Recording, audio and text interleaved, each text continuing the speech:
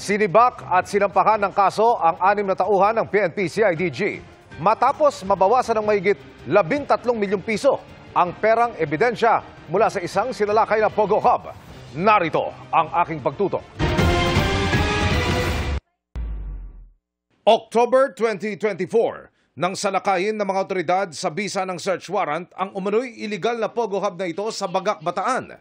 Bukod sa mga dinakip at nakuhang ebidensyang patunay umano na nagamit ang hub sa human trafficking, nasamsam din sa raid ang nasa mahigit 100 at 40 milyong pisong cash.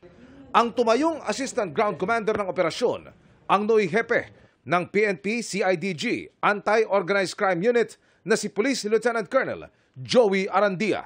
Nasabot po lahat yan. Actually, mayroon na tayong media coverage during that time. Ongoing na po yung investigation namin ginawa kung bakit ganyan karami ang pera doon. Posible yan na ginamit yan pansahod, operational budget, operational fund. Ang perang nasamsam, kinustudiyan ng CIDG habang dinirinig ang kaso.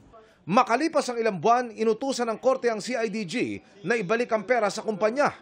Pero sa turnover, lumitaw ang problema. Kulang na mahigit 13 million pesos ang pera. Upon opening of the evidence, out of 141 million, only 128 million was left.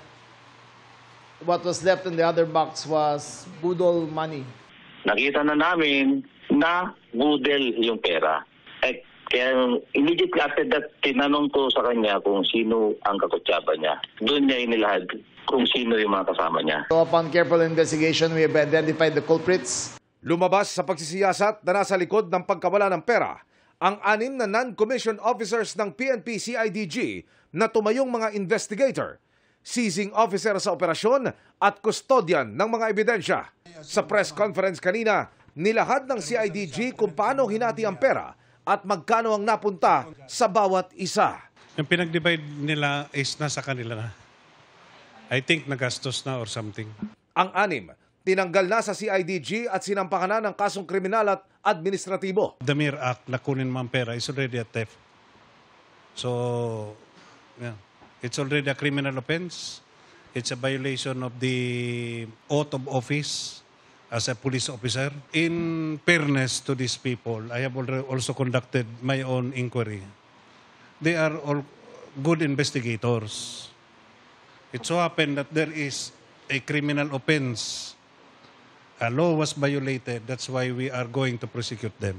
Kasama sa mga tinanggal sa CIDG at iniimbestigahan ngayon at inirekomendang sampahan ng kaso, si Police Lieutenant Colonel Arandia na tumayong Assistant Ground Commander at Evidence Custodian.